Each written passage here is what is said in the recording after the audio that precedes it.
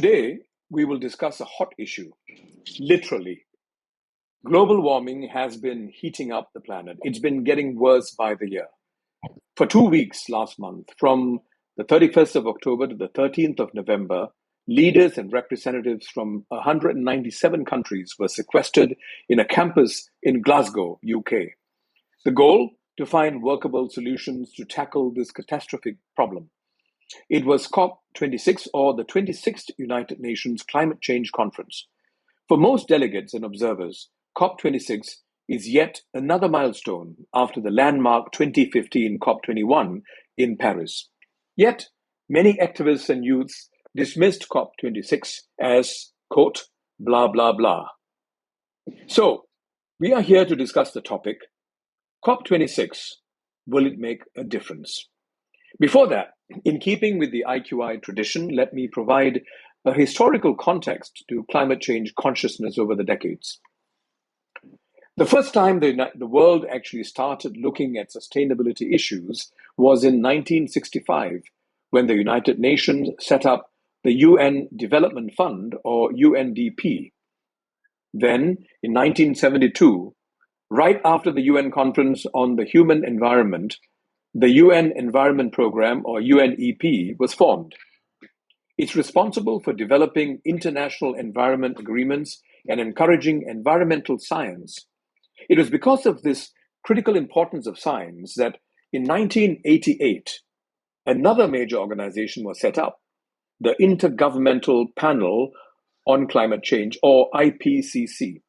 IPCC has since been playing a pivotal role in providing to the world an unbiased scientific assessment of climate change and its effects.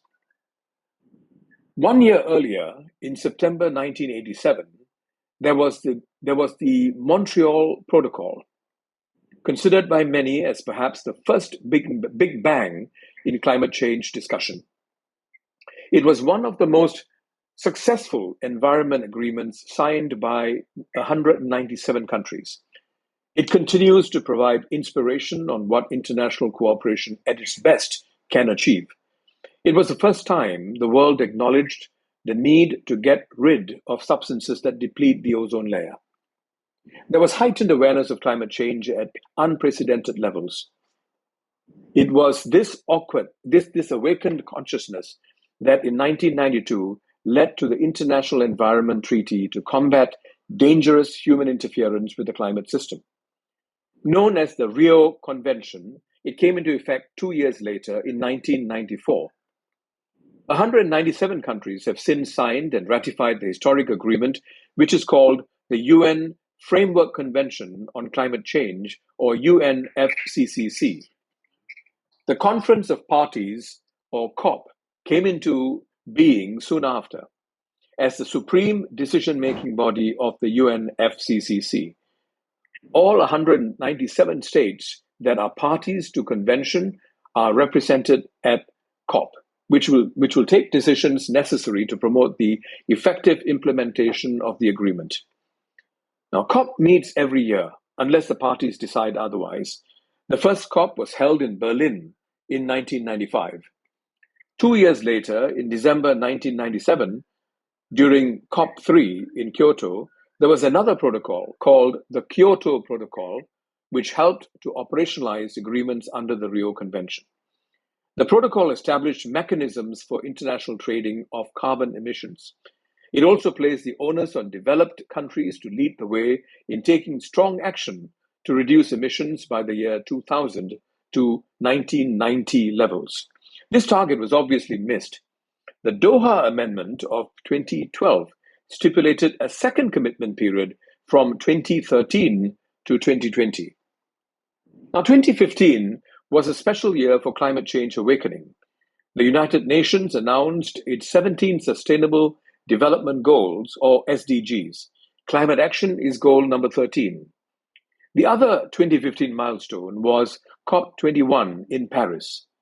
The Paris Agreement was the first ever legally binding international treaty on climate change. It aims to limit global warming to 2 degrees Celsius and eventually targeting 1.5 degrees Celsius above pre-industrial levels. Developed countries were legally obligated to provide developing countries with financial support to enable them to implement change. There was a commitment to raise $100 billion in public and private funds for this each year starting 2020.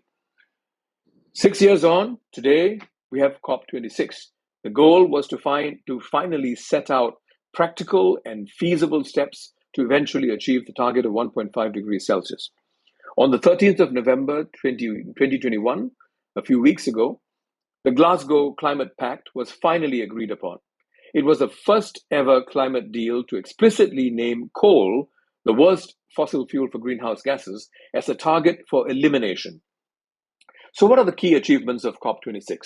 First, in a surprise announcement, the US and China agreed to work together this decade to limit global temperature rise to 1.5 degrees Celsius. Second, more than 100 world leaders promised to end and reverse deforestation by 2020, including Brazil, home to the Amazon rainforest. Third, the US and the EU announced a global partnership of over 100 countries to cut emissions of the greenhouse gas methane by 2030. Reducing methane in the atmosphere is seen as one of the best ways to quickly reduce global warming. Half of the world's top 30 methane emitters have signed up, but China, Russia, and India have not. Well, not yet.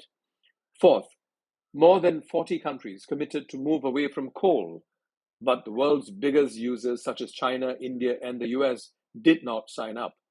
Fifth, a new alliance that commits countries to setting a date to ending oil and gas use and halting of new licenses for exploration was launched. Sixth, there was the commitment by developed countries to honor the climate finance agreement made in Paris in 2015. This amounts to the $100 billion a year to help developing countries cut emissions and cope with the impact of extreme weather. There was also the Glasgow Financial Alliance for Net Zero. UN Special Envoy Mike Carney brought together 450 financial firms from 45 countries with total assets of $130 trillion. Now, this is an increase from $5 trillion at the start of this year. These companies have pledged to align their work and decisions with climate goals. The idea is if they stop lending to coal mines, power stations, and other environmentally damaging projects, many of these projects will not be able to go ahead.